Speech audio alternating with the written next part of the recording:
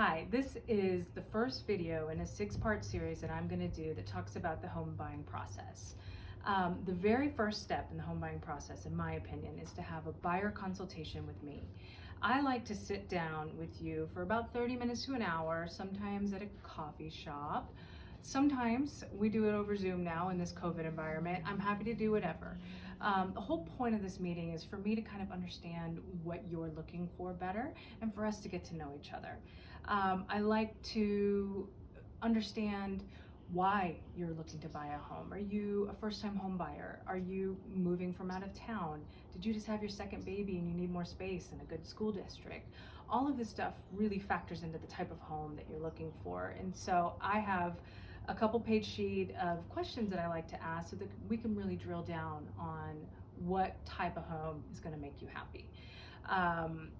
The next thing I like to do is I've got this little simplified flow chart of the home buyer process, and one of my clients actually said it looked like chutes and ladders, so it's kind of fun. And what it does is it breaks down the home buying process into little tidbits, and we kind of get to hit the high notes of it so that you're prepared for every step moving forward.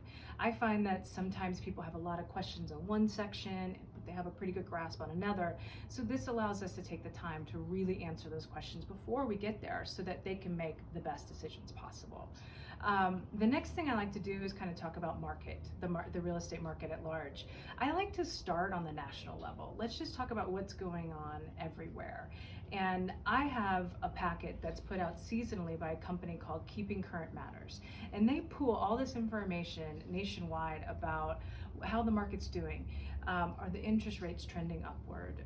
How's the buyer sentiment? What are the prices doing? So that way we can kind of get a big picture overlook of what's happening. And then I want to kind of dig into a little bit more detailed analysis of the areas you're interested in. Is a home 500 to 700,000 in your price range? Is it more like 200 to 300,000? Let's have that conversation now so that you're prepared moving forward once we start looking for houses and we're looking at the right price range for you. Which actually brings me to my next step and what the next video is going to be about, which is getting qualified.